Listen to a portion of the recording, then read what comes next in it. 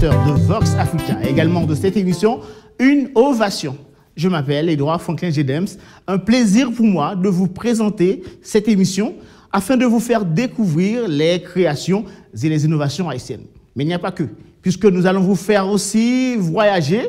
Nous allons vous emmener encore une fois en Haïti pour vous faire découvrir de beaux lieux, de belles choses grâce à cette rubrique qui s'intitule Découverte. Et il n'y a pas que ça, il y aura aussi le style haïtien, la beauté haïtienne dans cette rubrique qui s'intitule Mode, Style and Beauté. Et nous allons vous permettre également de connaître l'élan économique avec la rubrique économique et aussi le sport grâce à cette rubrique sportive qui sera présentée par l'un de nos chroniqueurs. Haïti est au premier plan, restez branchés pour le développement. Ovation, le succès par la création. De rechef, chers téléspectateurs, nous sommes là pour vous faire découvrir Haïti autrement avec votre émission Une Ovation. Je ne suis pas seul, toujours avec la bonne équipe, la même équipe qui va nous permettre de décrypter les créations et les innovations haïtiennes, mais aussi chacune dans sa rubrique va nous permettre de découvrir plus de choses. Je commence par Edson. Bonsoir Edson. Bonsoir l'équipe. Edson qui va nous parler dans quelques instants du microcrédit, de la finance, comment obtenir des prêts en Haïti. Ce sera dans quelques instants. Et puis on a un tout nouveau qui remplace aujourd'hui Donani Pierre, qui n'est pas là pour nous présenter sa rubrique découverte. Il s'appelle Rudjeri Sanon. Bonsoir Rudjeri. Bonsoir Gedems, bonsoir toute l'équipe. Bienvenue sur le plateau de Innovation. Merci. J'espère que tu vas nous apporter beaucoup de bonnes choses aujourd'hui pour le décryptage des créations et innovations. À ma droite, Sandy, toujours dans sa belle rubrique Mode, Style and Beauté. Bonsoir Sandy. Bonsoir Gedems. Un plaisir encore une fois de t'avoir sur le plateau pour décrypter, commenter avec nous les créations et les innovations haïtiennes. Et puis pour finir, nous aurons Karl, comme d'habitude. Bonsoir Karl. Bonsoir Gedems. Toujours le soir? Toujours. Toujours. Tu vas nous parler du volleyball, un sport que j'apprécie beaucoup moi-même. Le volleyball haïtien, c'est ça? Tout à fait. Un sport que moi aussi j'ai pratiqué. Donc, que tu affectionnes. Ce sera voilà. dans quelques instants dans votre émission. Et puis nous parlerons de Alan Dorval, chers téléspectateurs. Vous allez découvrir ce jeune haïtien de 8 ans qui fait parler de lui dans le domaine de la mode. Et nous vous présenterons aussi Sophia Dermitas, une grande dame haïtienne qui vit en Turquie, mais pourtant, elle est très brillante dans la mode. Ce sera dans quelques instants. Et puis, sans oublier, on pourra aussi vous parler, on vous parlera même de ce brillant homme haïtien qui était donc le premier aviateur haïtien. Il s'agit de Charles Ter Weyman. Ce sera dans quelques instants de votre émission Une Ovation. Voilà, chers téléspectateurs, comme je vous disais tantôt, on est dans la création, on est dans l'innovation haïtienne. Cette semaine, je vais vous présenter la première création du jour. Il s'agit d'un Haïtien répondant au nom de Roberto Gama Rosmé. C'est un Haïtien qui crée un appareil deltaplane motorisé. Vous allez pouvoir en prendre plein les yeux, chers téléspectateurs. Vous allez beaucoup aussi aimer et ça vous fera aussi rire, pourquoi pas, hein, puisqu'il a osé quand même de créer un avion et ça a volé. Hein. Vous allez donc pouvoir assister ça, mais pas que. Restez branchés. Le développement. Appareil ça le deltaplane motorisé. Qu'est-ce qui fait lui et parce que moi c'est au capitaine. Donc c'est un ultra léger, c'est moi qui ni concevoir ni qui construit. Normalement de nature, moi dit nous sommes monde et surtout dans le domaine physique et mécanique donc l'esprit m'éveillé. Donc moi fais mon travail et moi réaliser appareil ça. Mais à première vue donc c'est un son ultra léger, ça veut dire que est plus ou moins facile à construire. Mais à cause, en Haïti, presque, même si peut-être en Haïti, presque, un n'est pas facile, vous comprenez? Surtout en termes de matériel, de tout ça qui utilise ces moyens du bord. Pas moteur, c'est qui ça importé là, donc tout bail c'est. Moteur, c'est un moteur ordinaire, c'est un moteur motocyclette 200. Bon, normalement, moi-même, expérience que je fais là, je fais en sorte que le volet, pour tout le monde le voler, après ça, toute l'idée, c'est faire le descendre encore. Parce que c'est un appareil qui est un petit peu risqué, parce que je ne suis pas un ingénieur de titre. Comprenez? Bon ingénieur de titre, ça veut dire que ça que me fait c'est analyse personnellement. Donc, intuition et capacité naturelle de travail. Il y a moyen pour descendre. Seulement, nous connaissons que éventuellement capable d'avoir un accident, mais préparez-moi pour ça.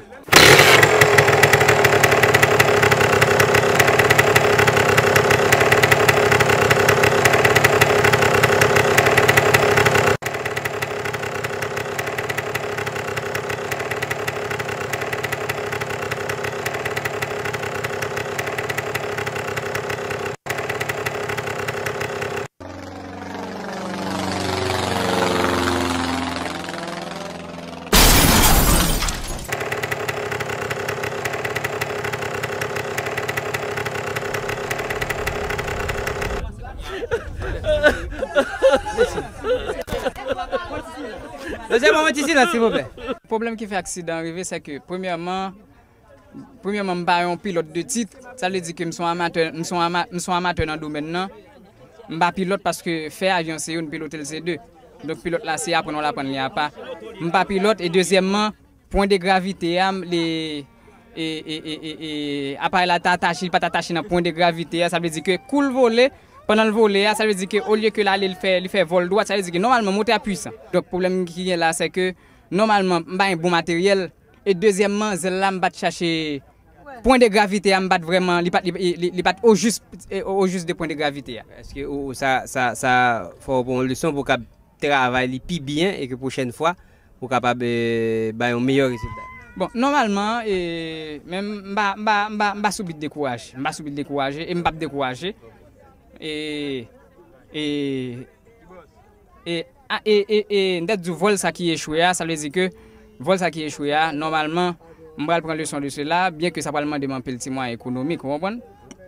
Je vais faire moyen de cela pour me réparer les réparation, on va coûter mon bon petit cob. Et surtout, je vais souhaiter et appareil réparation, je vais souhaiter faire avec même matériel ça parce que matériel ça c'est pas matériel qui a fait genre d'appareil ça. Donc qui ça souhaité gamma qui sont arrêtés nous permettre d'avancer dans le projet là. Économiquement pas moyen pour ça. Ça veut dire que c'est volonté de travail. Tout ça me souhaité que l'État lui font moyen que l'accompagner. Pour l'accompagner dans ce sens parce que ça que me fait là, ça me mettre ça c'est presque pas rien. Ça c'est forcé faire ça. Ovation, le succès par la création.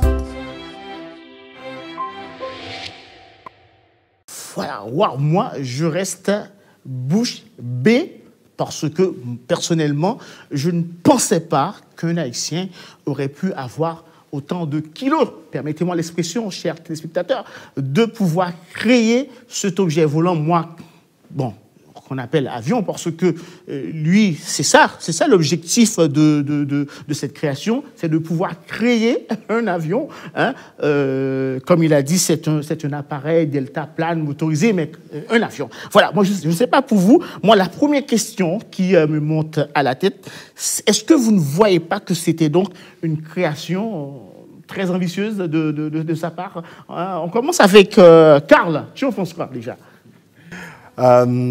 Après, si je dois donner mon avis, hein, effectivement, l'intention, moi je dirais qu'il a une très très bonne intention, d'accord. Il a envie de créer quelque chose. Il a utilisé, on va dire, les moyens qu'il avait à sa disposition, à savoir en fait ce qui est compliqué dans tout objet, que ça soit une voiture ou tout objet motorisé, on va dire, pour simplifier, c'est le moteur. Oui, et ça. Ouais. Il n'a pas les éléments pour construire ça, il n'a pas les éléments pour mettre en place ça, d'accord. Et moi, là où je vois que c'est, moi je l'applaudis, c'est son audace en fait, par rapport à la situation, les éléments, les objets, il ne les a pas, mais il a quand même été au bout de sa démarche. Même si je n'applaudis pas tout, mais moi je le félicite parce qu'il a cru, en fait, il avait une conviction au départ et il a, on va dire, il est arrivé, enfin il n'est pas totalement arrivé aujourd'hui, mais il est sur le bon chemin, on va dire. Ouais, mais en voyant le reportage, personnellement, moi ça m'a fait un peu rire hein, de voir que quand même il prend conscience du travail. Et également, il a aussi pris conscience de sa manque de délicatesse devant la situation, mais on voit que c'est quelqu'un qui a une ambition de réussir, de faire quelque chose qui peut-être n'a jamais été encore fait en Haïti. C'est ça qu'il faut voir. Alors, qu'est-ce qui a manqué à Roberto pour arriver au bout de cette aventure, chers membres de l'équipe? Alors, on peut poser la question à Sandy. Qu'est-ce qui a manqué? Alors moi, je pense deux choses. Premièrement, peut-être un apprentissage, c'est-à-dire connaître exactement les codes, parce que je pense que c'est des choses qui sont millimétrées, on l'a vu à travers les images. Bon, il s'est craché, donc c'est qu'il y avait peut-être un manque. Et surtout, je pense surtout des moyens économiques. Tu penses qu'il aurait pu vouloir aller plus loin? Non, mais s'il connaissait les codes? Bien sûr, je pense que s'il avait fait des maquettes, etc., il aurait pu tester avant, et peut-être avec un mannequin, enfin, voilà, pour ne pas, lui, se mettre en danger comme il a pu le faire, quoi. Alors, donc, pour toi, Sandy, il aurait pu faire appel à des pilotes, à certaines personnes, à certains techniciens qui connaissent mieux le domaine du vol, voilà. De l'aérien. Oui, parce que mettre en réalisation un projet, c'est très bien, mais qu'il soit fonctionnel, c'est autre chose. Donc il va falloir qu'il, je pense, puise un peu dans des connaissances qu'il n'a peut-être pas encore. Merci Sandy. Alors, il a beaucoup risqué. Il a beaucoup risqué. Ah oui. Pour moi, il a mis sa vie en danger pour offrir une création à Haïti. Alors, vous en pensez quoi? Wood, Jerry, Paul, Sano, tu en penses quoi personnellement? Je pourrais dire que, tout d'abord, il a cru en son projet. Oui. Et dès le départ, il a bien mentionné qu'il ne sait pas s'il va y arriver. Mais quand on a un projet, on ne va pas trouver forcément d'autres personnes qui vont s'aligner. On a le projet, on met sa vie en danger si on aime son projet. Je pense qu'un pilote professionnel n'allait jamais monter sur son appareil pour commencer, mais il a su attirer l'attention de tout le monde parce qu'il est non seulement, il a un grand rêve, il est en même temps courageux. Dire que c'est un risque qui est énorme. C'est une action suicidaire. On peut dire tout ça. C'est une action suicidaire. Oui, mais après, là où je rejoins Woodjerry, c'est dans le sens où il y avait quand même, tu vois, les gens, ils étaient quand même émerveillés de voir ça. Oui. Est-ce que ça mérite de mettre sa vie en danger, tu penses, pour une création? Non, mais après, il faut savoir, tout créateur, en fait, prend toujours un risque. Mais là, c'est sa vie, quand même. Celui qui a créé, tout créateur. Là, c'est sa vie qu'il a mis en danger. Je suis tout à fait d'accord, mais tout créateur prend un risque. Il ne faut pas quoi? La lumière, c'est quelqu'un qui a pris un risque d'aller essayer une ampoule, essayer quelque chose, tu vois. Donc ça arrive. Bon, en prenant compte de tous ces éléments, est-ce que Roberto, je vais citer bien son nom, Roberto Gama Rosme, est-ce que ça vaut la peine de lui donner un coup de pouce? Alors Edson, l'économiste, qu'en penses-tu? Déjà, moi, on parle d'avion. C'est des engins qui sont produits, commercialisés depuis les années 1940. Donc, ce n'est pas une invention. Si on veut apprendre à faire des avions, on va dans des écoles qui sont dédiées pour, on va chez Boeing, on va chez Airbus, je ne sais pas. Et si on veut apprendre à conduire, à piloter, même pour piloter les avions commerciaux, il faut avoir un certain nombre d'heures de conduite en avion et c'est assisté par un autre pilote professionnel. Je comprends qu'on est Haïti, un pays pauvre, et que le gars en question, Roberto, il a voulu faire un truc. Mais je pense que le mieux à faire, c'est d'être formé. Est-ce qu'aujourd'hui, je peux me dire, ouais, Edson, je vais construire un immeuble? La question, c'était, est-ce que ça va être commercial? Commercial, qui va prendre le risque? Est-ce qu'une compagnie, un pays, un gouvernement va prendre le risque d'acheter ces avions-là, ou même, je ne sais pas.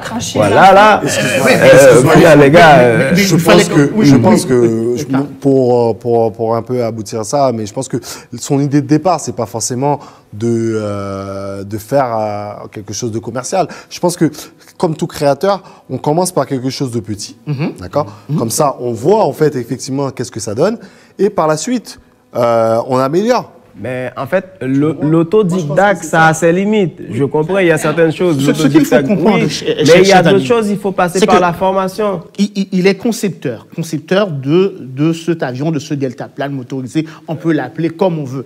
Mais il n'était pas pilote non plus. Ça, c'est une autre étude qu'il faut faire C'est ça. pour faire voler C'est ça. et pour diriger un avion. La formation. Vous dirigez, Paul Salon. Je pense qu'il l'a bien dit même avant d'essayer. Il a dit qu'il n'a pas la formation. Je pense que c'est après, il n'a pas la formation. Mais pourquoi a-t-il mis sa vie autant en danger? Je ne suis pas en train de le défendre, mais quand on peut voler, on peut rouler. Déjà, il a roulé. Ça, c'était une bonne chose. Oui. Il a quand même roulé. Il a quand même roulé. Ça veut dire que son projet n'est pas à néant. Son projet n'a pas... On ne va pas le rejeter d'un revers de main. Ce n'est pas ce qu'on est en train de faire. On est en train de dire qu'il peut lui-même faire des choses qui existent ou pas, mais en donnant une orientation personnelle à ce qu'il est en train de faire. Parce qu'on ne peut pas dire que demain, s'il croit en son projet, que ça ne peut pas être une grande chose qui n'a jamais existé. On parle d'avions, on parle de tout ce qui est sophistication dans des avions, mais aujourd'hui, lui, il est en train de faire une chose que peut-être qu'on n'a pas vue ailleurs. On parle d'avion, mais il a expliqué qu'il veut créer son appareil volant et que demain, on ne sait pas ce que ça peut apporter à Haïti, comment il peut faire de ça une grande chose. En tout cas, chers téléspectateurs, je vous fais savoir que si Roberto aurait pu faire voler cet avion, il ne serait donc pas le premier Haïtien à le faire, puisqu'il y avait M. Charles Terre Weyman qui a vécu ici en France. C'était donc un Haïtien. Il n'avait même pas encore 20 ans et pourtant, il était donc le premier pilote haïtien à partir de... C'était en septembre 1910. Et tous les journaux, chers téléspectateurs, en parlaient de cet Haïtien qui était donc le premier aviateur haïtien qui a fait beaucoup de choses, que ce soit en France ou ailleurs. Donc, on peut quand même applaudir Roberto Gama. Merci d'avoir quand même essayé. Et nous pensons que si quelqu'un veut soutenir le projet d'avion, le projet de cet objet volant. Ou sur la formation de Roberto. Bon, d'accord, on peut aussi penser à sa formation et également de lui donner quelques bonnes techniques et les moyens aussi pour continuer ce beau projet. Bravo Roberto, merci beaucoup de nous avoir fait rêver dans cette émission Innovation. Innovation, le succès par la création. Bien voilà, vous êtes toujours dans votre émission Une Ovation. Nous vous permettons de découvrir Haïti, de découvrir les créations, des innovations, mais également nous devons vous donner un peu d'élan économique grâce à notre chroniqueur économique. Il s'agit de Edson Pierre-Louis. De quoi encore tu vas nous parler, Edson? On va parler aujourd'hui des crédits et des prêts. Ah, des crédits et des prêts. Voilà, nous sommes suspendus à Télèvres Edson pour nous permettre de savoir qu'est-ce que c'est en Haïti, le crédit. À tout de suite.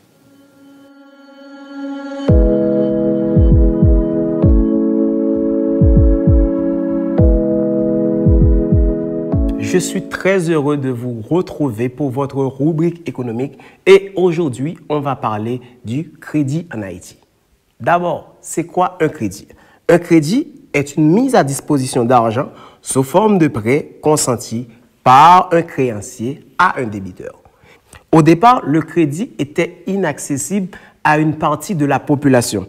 Mais de nos jours, les banques ont su développer d'autres produits qui permettent au plus grand nombre d'accéder au crédit, comme les IMF. On va prendre l'exemple de Unibank avec la microcrédit national.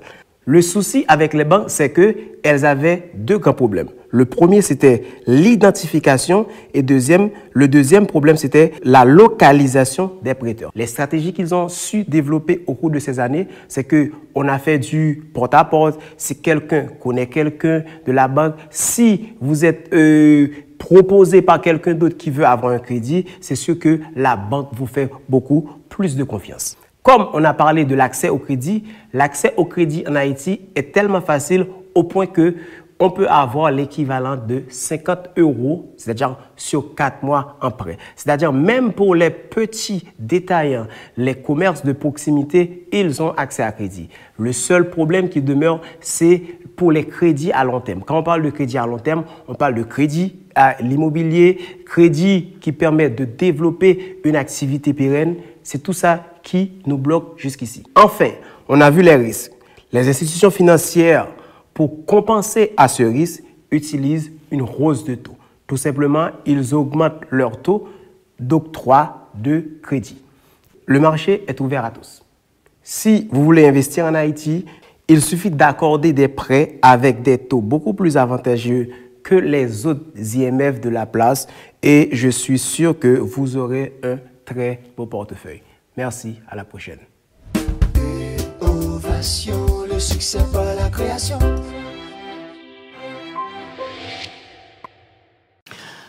Merci beaucoup, Edson, pour cette belle rubrique que tu nous as présentée. Merci de nous avoir permis de comprendre mieux ce système du crédit, le fonctionnement du crédit en Haïti.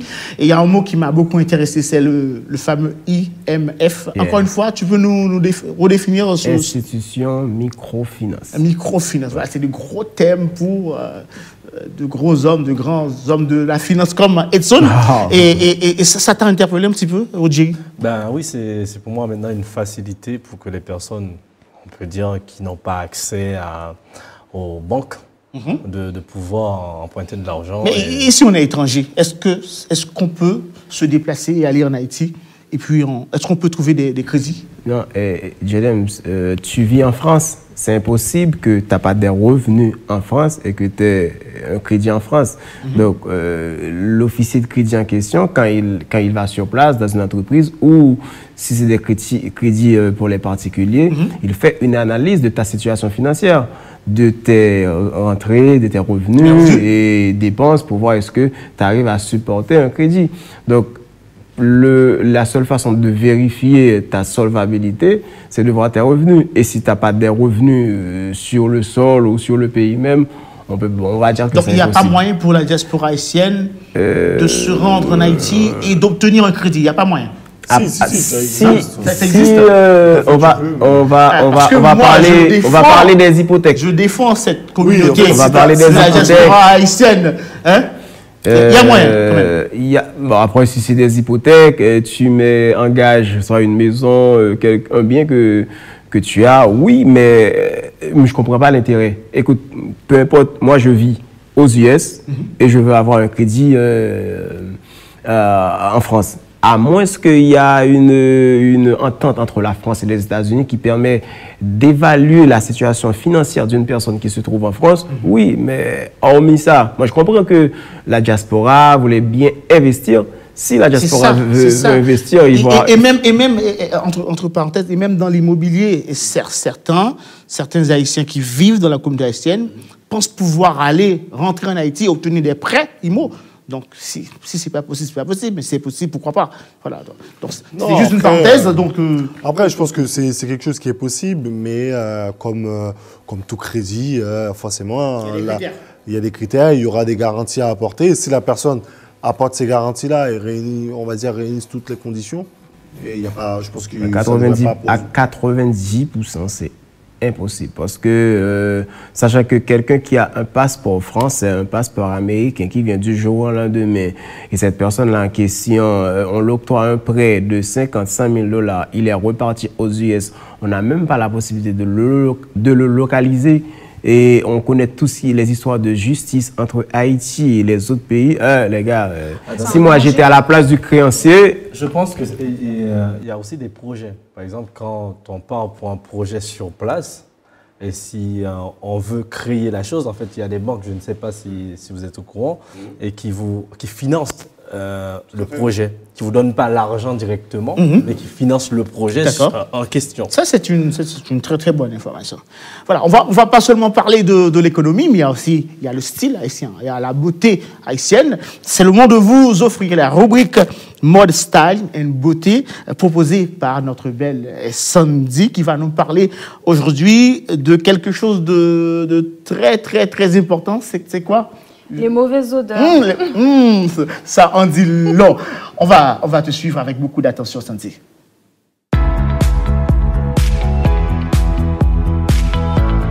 Ça vous est déjà peut-être arrivé à la maison, lorsque vous rentrez d'une séance de sport ou d'une très longue journée, de sentir des odeurs pas très agréables. Alors, comment faire pour ne pas se couper du reste du monde et d'essayer de trouver des petites astuces pour sentir meilleur? Je vous donne tout de suite les petites astuces. Les odeurs de bouche, ou encore appelées les odeurs d'haleine.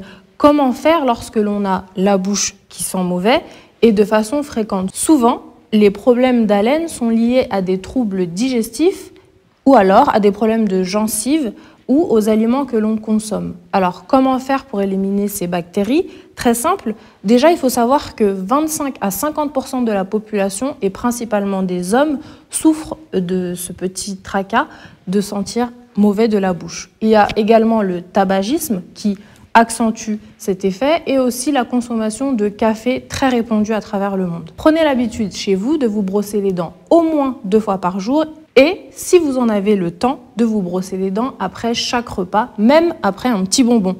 D'ailleurs, l'apparition des caries survient souvent lorsque l'on a mangé des sucreries ou des choses assez grasses et que l'on oublie de se brosser les dents. Prenez également du fil dentaire pour éliminer les plaques et enlever l'excédent des aliments que vous avez mangés au cours de la journée. 2 petites astuces en plus, buvez du jus de citron avec un petit peu d'eau, cela désinfecte votre haleine, et puis utilisez du charbon végétal pour vous brosser les dents. Deuxième petit tracas, les odeurs des cheveux et plus particulièrement du cuir chevelu. On n'en parle pas assez, mais effectivement, les cheveux graissent très vite et parfois on n'a pas toujours le temps de se laver les cheveux. Comment faire pour résoudre ces odeurs qui, même après les shampoings, parfois subsistent? Favorisez l'utilisation d'huile, et je vous propose d'utiliser l'huile de mandarine ou l'huile de jasmin qui ont une odeur excellente. L'eau de rose également pour nourrir et apporter une douceur et une brillance à vos cheveux. Et enfin, l'infusion de lavande qui apporte une petite odeur. Faites attention par contre aux abeilles. Enfin, dernier petit tracas, et celui-là pas des moindres, les odeurs d'aisselle. Ça vous est tous déjà arrivé à la maison. Comme je le disais en introduction, après une grosse séance de sport, de sentir un petit peu sous les bras. Alors comment faire pour combattre ces odeurs? Tout d'abord, la sueur est produite pour chasser l'excédent d'eau dans le corps afin d'éviter la surchauffe. L'excès de chaleur est éliminé en s'évaporant et les bactéries présentes sur la peau se nourrissent de la sueur pour se libérer. À chaque douche, frottez-vous bien fort, énergiquement sous les bras. Puis, lorsque vous sortez de la douche, séchez-vous correctement les aisselles en ne laissant aucune trace d'humidité. Vous pouvez ensuite mettre un petit peu de talc pour aspirer la transpiration et utiliser vos déodorants. Attention, des déodorants sans aluminium surtout. Côté alimentation, favorisez des produits qui n'ont pas de fortes odeurs, donc éliminez tout ce qui est oignons, épices, alcool et café. Et favorisez, pourquoi pas, les cuissons à la vapeur. Ça vous empêchera d'avoir tout ce qui est épices, etc., qui remonte sur la surface de votre peau.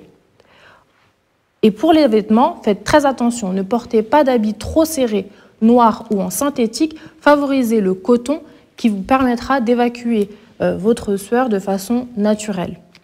J'espère que ces petites astuces vous auront aidé à la maison. N'hésitez pas à nous faire des retours, à nous dire si ces astuces ont fonctionné chez vous. Et si vous en avez d'autres, mettez-les, partagez-les nous sur nos réseaux sociaux. Et nous, on les lira. Merci à vous. Ovation, le succès par la création. Merci Sandy de nous avoir informés autant sur ce sujet ô combien important, mais aussi ce sujet, il est très difficile aussi à en débattre puisque c'est quelque chose qui rend très mal à l'aise quand on sait qu'on est porteur de ces mauvaises odeurs, il faut le dire, et surtout, et tu nous as parlé de la bouche, des aisselles, etc. Et de bons conseils quand même, et voilà. Donc, c'est à utiliser, c'est à prendre en compte. Hein, tu veux rajouter quelque chose, on dirait, la tête que tu fais là. Non. Tu fais une tête là. Hein. Non, mais c'est pas tabou, mais quand ça pue, ça pue. Je pense que Edson, il est en train de voir. Est-ce que je suis concerné? Non, mais personne n'est concerné sur le plateau. Mais quand même, ça rend toujours mal à l'aise dès qu'on parle de cette situation. on se demande quand même, est-ce que je ne suis pas concerné? Est-ce qu'elle ne parle pas de moi, etc. J'aimerais poser une question à Sandy. Comment aborder quelqu'un qui est dans cette situation, proche ou éloigné, ça c'est vrai. Pour l'aider en fait? Là, tu me poses une question très compliquée. Je pense qu'il faut le dire, parce que c'est quelque chose, parfois on n'en a même pas conscience. Et ça peut être un frein avec les autres pour créer de la sociabilisation. Donc je pense qu'il faut le dire. Par contre, il y a des façons de le dire. Il faut essayer de ne pas blesser. C'est très compliqué. Peut-être ne ramenez pas une brosse à dents, tiens un cadeau. Mais peut-être essayer de dire voilà, parfois il y a des gens qui ne sentent pas très bon. Il faut faire attention. De donner des conseils comme ça en parlant d'autrui. Mais en fait, voilà.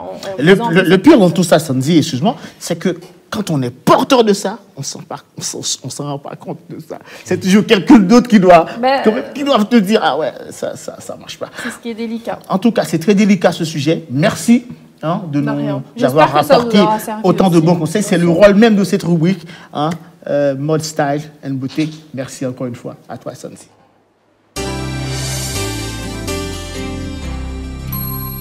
La deuxième création de la semaine que je vous propose, chers téléspectateurs, il s'agit d'un Haïtien qui répond au nom de Jimmy. C'est un designer. C'est quelqu'un qui est arrivé au Chili juste après le séisme du 12 janvier 2010. Il a un talent vraiment qu'on peut considérer comme exceptionnel. Il n'a jamais été à l'école pourtant, il a créé une marque qui s'appelle Lacaille. Il veut faire de cette marque une marque internationale. Il a conquéri le Chili, maintenant c'est le Canada, et il pense maintenant arriver en Europe. On suit le reportage.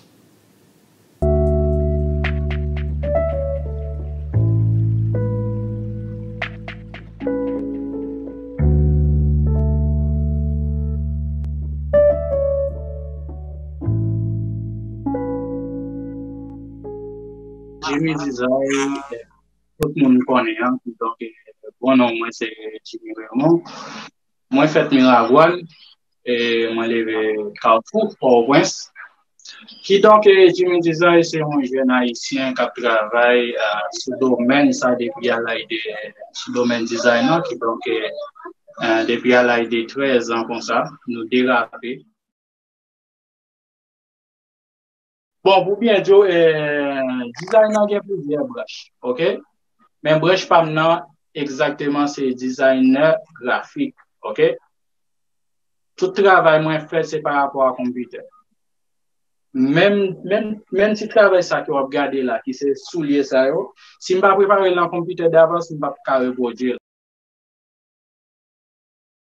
Si je dis que par exemple qui apprend moi dans le domaine design là, ou pas jamais quoi. MK plus quoi son don. Je prépare le design dans le computer, je fais faire schématisation que j'ai besoin, mal reproduire toile là, j'en vais regarder là en bas matériel qui permet moi estamper, qui permet moi plaquer design ça. C'est pas vraiment moi qui monte les chaussures là, mais moi préparer tout détail chaussures là. OK? Après ça, moi, j'ai un cordonnier qui c'est Pelouano toujours, qui travaille avec. Le monde qui veut chez lui, capable de gagner tous les contacts, qui est capable de coûter à peu près 70 000 pesos comme ça. De 70 à 60, ça dépend des modèles là. OK? Si je peux parler au monde qui est au pays, par exemple, un monde qui est au pays a tablé commander un soulier comme ça, là, seulement il a besoin de $130. Moi, je pense que si je travaille vraiment pour Haïti, moi, pas utiliser emblème pays, la difficile pour les jeunes haïtiens bien penser que c'est un haïtien qui a fait ce genre de travail. C'est une raison qui fait me dire que tout ça que je vais faire, je déraper avec emblème pays. Voilà les quantités de monde qui ont besoin qui viennent arriver pour nous. Qui est-ce qui m'a claqué là? Comme ça, je vais commencer à diminuer tout petit dans l'emblème pays parce que tout le monde a dit que ça ne va pas utiliser le cas. Pour que ça ait bien belle, ils vont pas mais ce qui colle avec.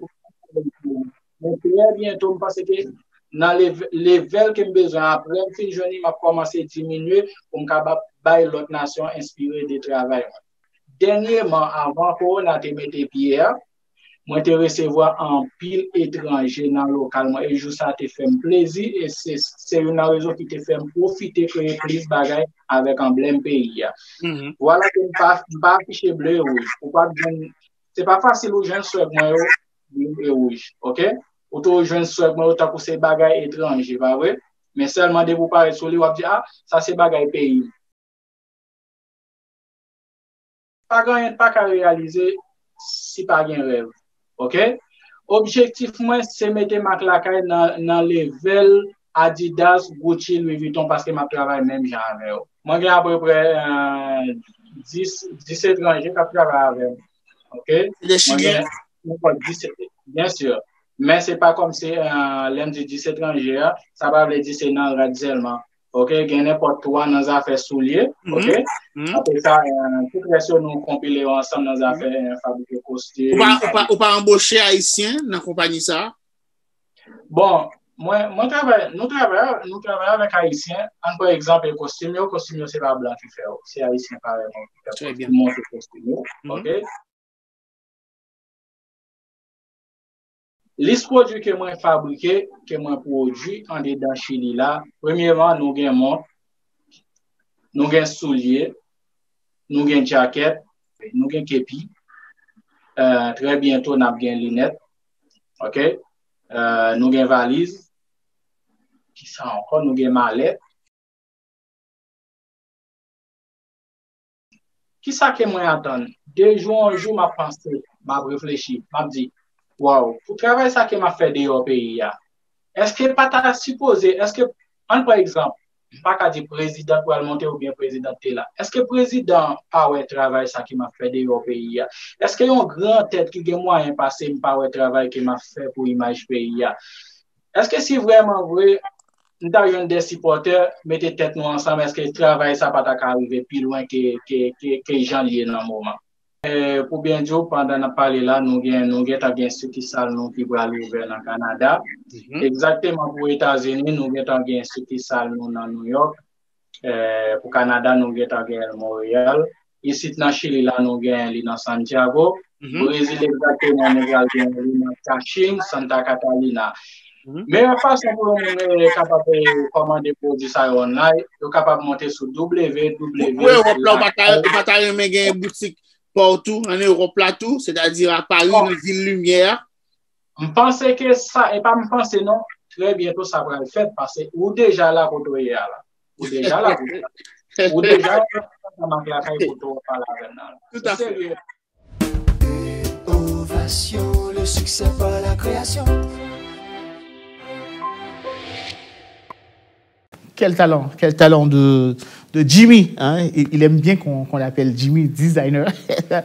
Et c'est fou, franchement, pour un jeune qui n'a jamais fait des études de design, grâce à l'informatique, qu'il arrive, il s'installe au Chili, et là, il commence à prendre le marché, et puis maintenant, il arrive au Canada. Alors moi, ce qui m'interpelle, c'est de comprendre que devenir designer, est-ce un métier à la portée de tout le monde? Est-ce un métier facile? Alors, tu en penses quoi,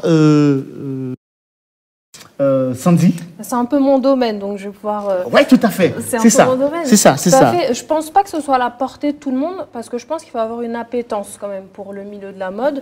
Je pense que voilà, il ne suffit pas d'apposer des logos.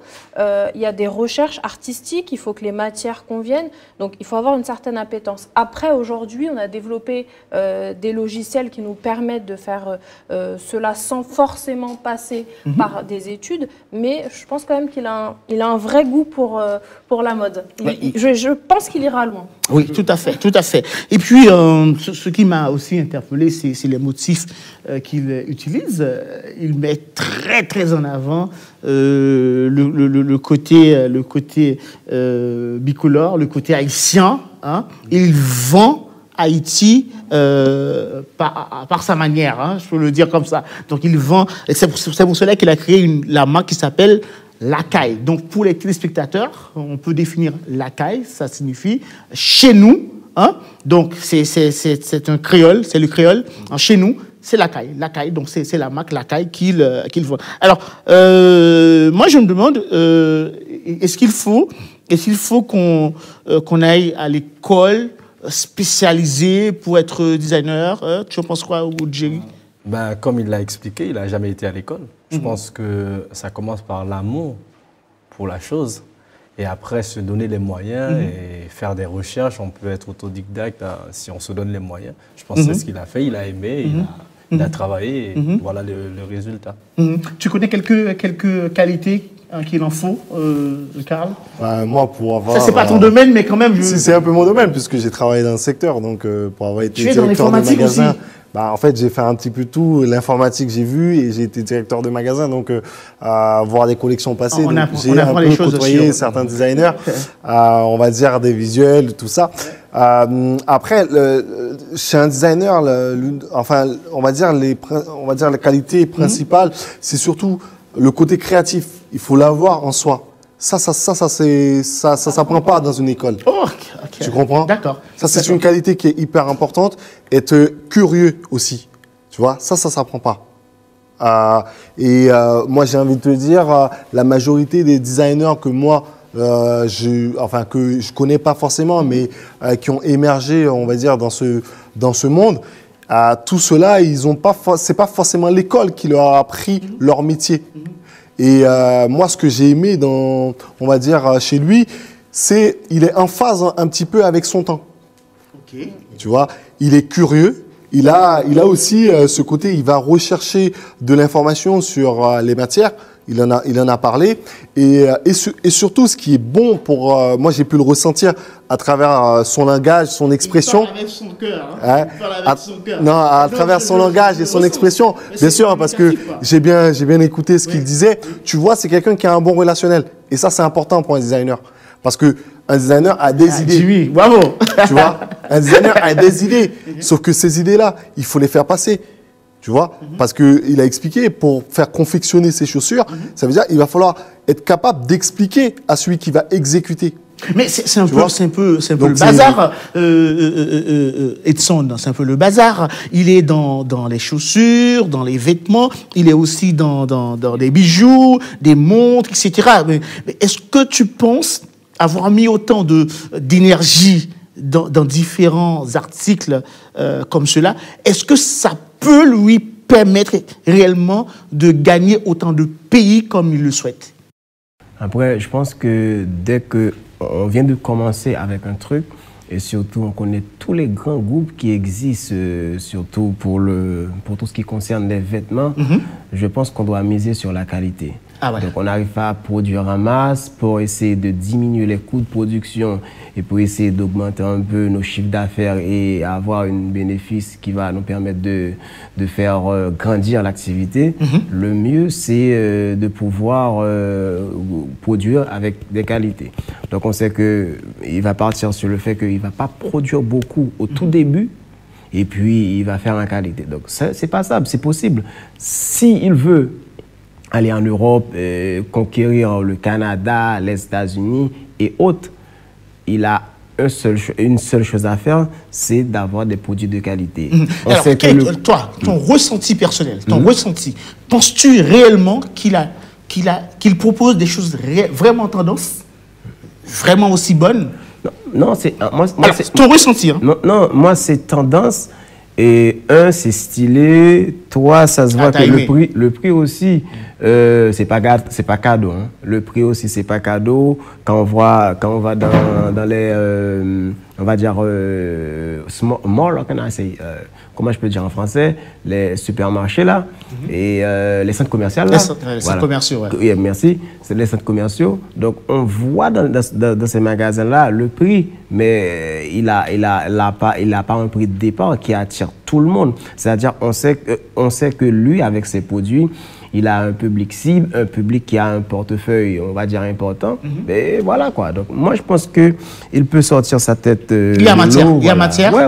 Il y a matière. Ça fait penser un petit peu aux créations de Louis Vuitton, je trouve, à ses débuts. Je pense qu'il a essayé un petit peu de jouer sur cette gamme-là. Bon, un peu. Tu porterais, toi? Moi, s'il veut m'envoyer ses pièces, je peux les porter. Je te le dis. En parlant de cela, il y a un très jeune, un très jeune Haïtien qui vit en France, il a 8 ans. Il a donc commencé sa carrière de modèle. Il a vraiment un profil atypique qui attire plus d'une marque, presque toutes les grandes marques. Il s'appelle Alan Dorval. Si tu écoutes l'émission, félicitations Alan Dorval. Félicitations également à tes parents qui t'ont initié dans ce domaine, parce que ce petit Haïtien, il commence à s'imposer dans ce domaine.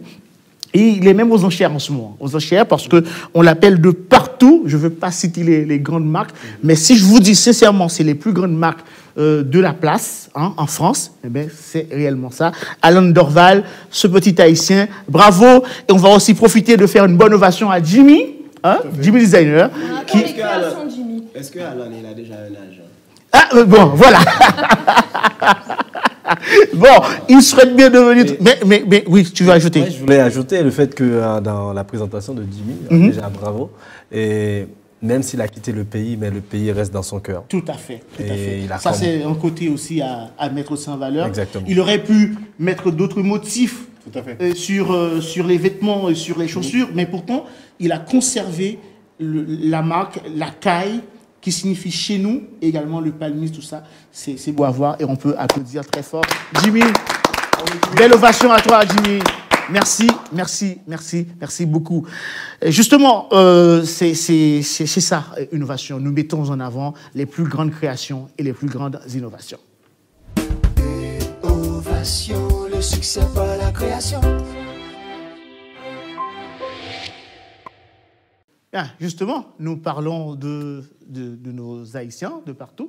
Maintenant aussi, il faut parler également de nos villes également. Les villes haïtiennes apportent beaucoup également dans la culture et dans la création et dans l'innovation. C'est le temps d'apprécier cette rubrique qui sera présentée par Donani Pierre. Elle n'est pas là, mais elle nous a fait l'honneur de préparer cette belle rubrique qui va nous parler, vous savez quoi, chers amis, de Jacmel, la ville créative. Donani, on te salue où tu es et on va t'écouter.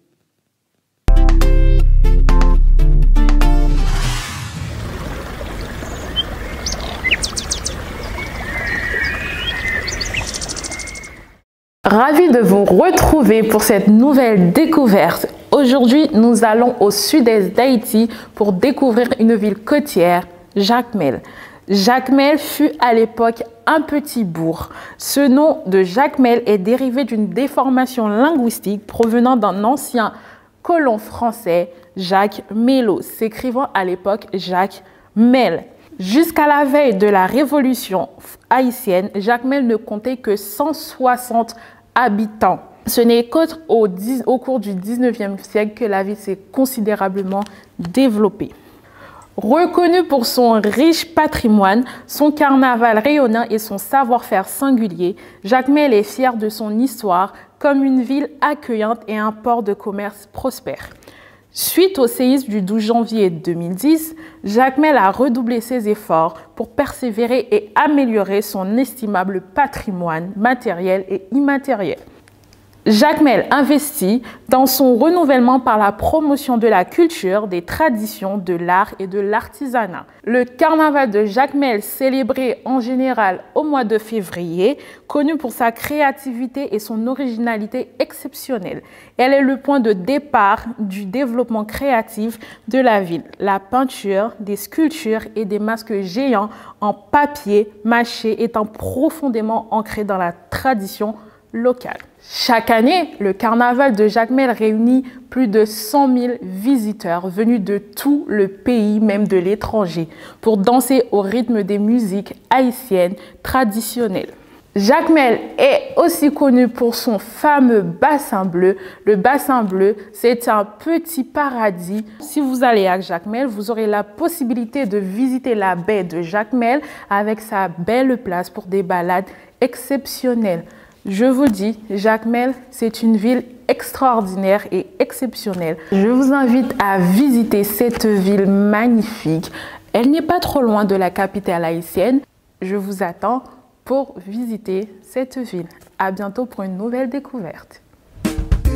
Innovation, le succès par la création. Voilà, oh Sandy, tu as aimé ou pas? J'ai appris beaucoup de choses parce que moi, n'ayant jamais mis les pieds en Haïti, j'ai vraiment appris. J'espère que vous aussi à la maison, mais c'était très beau. Est-ce que tu as pu voir le carnaval avec toutes ces couleurs, tous ces masques? Voilà, c'est très intéressant. La ville de Jacmel. Et vous, les garçons, qu'est-ce que vous avez aimé le plus? Toi, tu es du Jacmel. Je suis jacmelien, natif voilà, natal. Jacmelien, voilà. Exactement. C'est un moment. En fait, Jacmel, déjà, c'est ma ville natale et ma ville de cœur. J'ai passé mon enfance à Jacmel. Salutations à tous les Jacmeliens. Et les Jacmeliens sont réputés pour des personnes très hospitalières. Ouais. Et quand vous venez d'ailleurs, vous arrivez à Jacmel, vous n'avez pas envie de partir. Comme il y a beaucoup d'étrangers aussi, on dit étrangers qui sont arrivés à Jacmel et qui n'ont jamais quitté. Exactement. Ça donne envie. C'est très créatif, hein. Très créatif la ville. Bon, moi, j'ai toujours entendu de très très belles choses de Jacmel. Malheureusement, je n'ai jamais eu la chance de visiter encore. Ouais. J'espère y aller un jour, hein, mais tout ce que Donani a pu nous raconter, en tout cas, c'était, ça donne envie, en tout cas. Voilà. Il faut un visa pour aller à Jacmel. Il faut un visa. Quand même pas, je pense. Il y a l'économiste déjà qui dit qu'est-ce que je vais pouvoir faire avec Jacmel? Je vais installer mon entreprise exactement de ce côté-là. Hein? Non, mais Jacmel, c'est une très belle ville. Il y a les infrastructures existent déjà. Et puis, après, on va dire que Jacmel, comme il a dit, là, on aura besoin de quelques temps d'un visa pour aller à Jacmel. Jacmel, c'est cher aussi. C'est cher. Okay. J'avoue, ça fait un peu le luxe d'Haïti. Les villes de province en Haïti, ça fait un peu. Après, c'est top, quoi. Donc, ils vont avoir la grosse tête, les Jacmeliens. On arrête là. Pardonne-moi parce que. En fait, Jacmel, c'est le 16e. C'est le 16e de Paris, tu vois, quand on a 16e à Paris. Jacmel est considéré comme 16e de. Voilà, merci beaucoup, Donani, encore une fois, de nous avoir présenté cette belle rubrique. Mais maintenant, il faut se secouer. On va faire du sport. Avec Karl, comme d'habitude. Pas le ballon, mais. Cette fois-ci, c'est le volley. C'est le volley. On va faire du volley avec Karl. C'est tout de suite dans Innovation.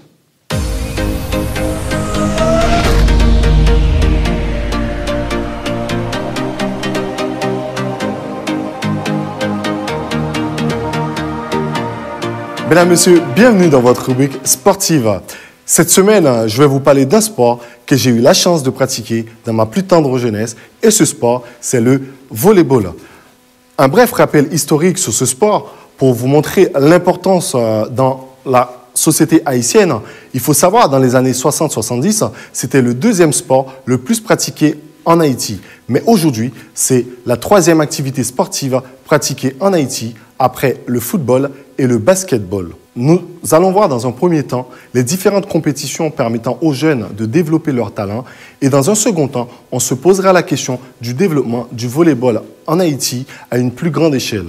Pour pratiquer le volleyball, il y a différentes compétitions, mais le premier échelon, c'est le championnat interscolaire qui est une compétition majeure et permet souvent aux jeunes de faire leur premier pas dans ce sport. C'est un mini-championnat organisé entre les différentes écoles secondaires et universitaires du pays. Cette compétition se déroule le plus souvent le vendredi après-midi, juste après les cours. C'est aussi une grande occasion pour les jeunes de se rencontrer et échanger. Ensuite, il y a le championnat régional organisé dans les différents départements du pays à travers les ligues régionales. On peut citer quelques clubs mythiques comme le Bonsaï, le Topaz, Sacré-Cœur, Estudiantes, mon club à moi, Tiger et Tigres. Ces clubs-là ont fait la renommée de ce sport dans notre cher pays Haïti. Comment parler du volleyball en Haïti sans mettre en avant le premier président de la Fédération haïtienne de volleyball, Monsieur Jacques Joachim, qui a beaucoup œuvré pour le développement de ce sport en Haïti, dans la Caraïbe et même sur le continent américain. Il a contribué à la fondation de la Confédération d'Amérique du Nord et centrale du volleyball. En 2017, il a été sacré immortel du volleyball mondial. Il a obtenu l'unanimité des voix lors de son élection au Hall of Fame à Holyoke dans le Massachusetts. En 2013, il a reçu l'ordre Grand Croix Argent de la part de la Fédération internationale de volleyball. Pour finir, ce sport offre de nombreuses opportunités aux jeunes à travers le pays. il faut savoir que depuis 4 ans, nous avons l'une des meilleures générations sur ce sport, à savoir dans la catégorie U17 et U20, ce sont les meilleurs dans la Caraïbe. La vision sur ce sport a beaucoup changé depuis les années 60 et 70. Aujourd'hui, c'est plus reconnu en Haïti comme étant un sport de loisir que de compétition. Cependant, nous avons l'opportunité de faire briller le drapeau bicolore à travers cette discipline. Ovation, le succès par la création. Et voilà, hein, on a bien fait du volleyball, on a appris des choses. Je ne savais pas que le volleyball était le deuxième sport le plus pratiqué en Haïti. Oui. Non, aujourd'hui, c'est le 3e. Non, mais c'est avant. C'était avant dans les années 60-70. C'est ça. Après, avec le développement du basket, bien sûr, dans les années 90, le basket est devenu le deuxième sport. C'est l'influence américaine, c'est ça? L'influence américaine. Bien sûr, tout à fait. Avec l'avènement de la télé, on va dire. Donc, la NBA qui a pris, voilà. C'est ça, c'est ça. Une ampleur un peu plus en Haïti. Tout le monde avait un petit Jordan dans le cœur. Hein? Ouais, voilà, avec Jordan dans les années 90, donc forcément. Karl Malone. Ça a joué pour passer le basket en 3e position, mais ça reste quand même le 3e soir, hein, le plus pratiqué. Donc tu nous as pu faire comprendre, pour revenir avec le volleyball réel en Haïti, il faut recommencer par les écoles, c'est ça? Pas forcément recommencer, mais comme j'ai expliqué, l'école, en fait, c'est... moi, en tout cas, c'est comme ça que j'ai appris le volleyball, parce qu'en fait, si tu veux, le volleyball, il faut avoir un certain âge, parce qu'il faut avoir de la hauteur, tu vois, pour pouvoir jouer. Donc, du mal, ça. Il commence à se grandir, là. C'est la différence avec les autres sports. Donc, tu peux pas, désolé. C'est ça la différence avec les autres sports, c'est qu'on ne peut pas commencer à l'âge de 5 ans, de 6 ans. Tu vois, le volley. Donc, c'est pour ça qu'on commence souvent. Il faut attendre une maturité. École, voilà. Okay, en école secondaire, c'est là qu'on commence. Et c'est, moi, en tout cas, j'ai eu la chance de pratiquer, d'aller dans les écoles pour jouer. C'est vraiment des beaux moments à vivre. Merci beaucoup. Merci, Karl, pour ce beau moment que tu nous as présenté avec le volleyball haïtien. Et c'est le temps, chers téléspectateurs, de vous proposer votre rubrique culturelle dans Innovation. C'est tout de suite.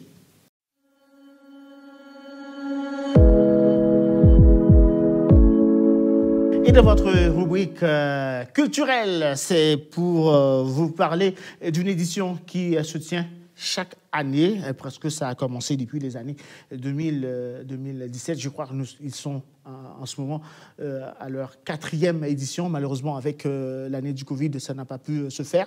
Mais ils comptent déjà organiser ce qu'on appelle l'Haïti Fashion Week. Qui en connaît? Qui connaît? Toi, tu connais, Edson? Hein? Donc, c'est un défilé de mode, c'est ça? C'est une série. Une série. Une série de défilés de plusieurs créateurs. Moi, j'ai participé, pas en tant que mannequin. Non, ça se... Ça se voit. Quand tu me dis que tu as participé, tu vois, ma tête, elle a fait... Il y a un souci. On peut essayer de regarder un petit peu. On regarde un petit peu quelques défilés de mode, comme tu nous dis. C'est très intéressant.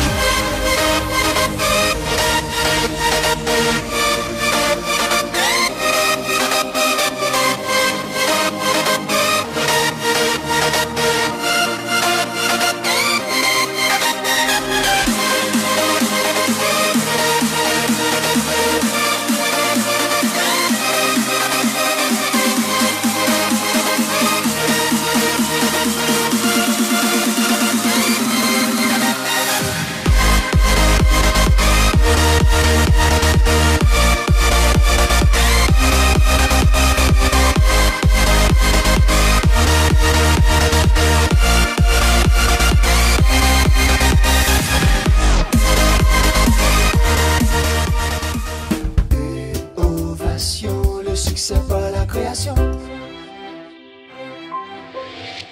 Très bon défilé de mode et très bonne créativité. Franchement, c'était adorable de regarder et je vous conseille même d'aller sur leur page Facebook. Vous pouvez en avoir plein les yeux.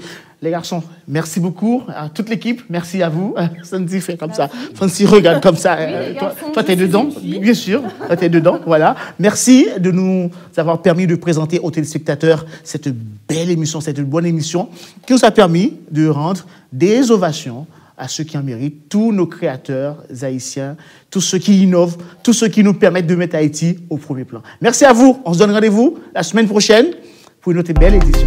Au revoir. À bientôt. Au revoir vous. Merci. Restez branchés.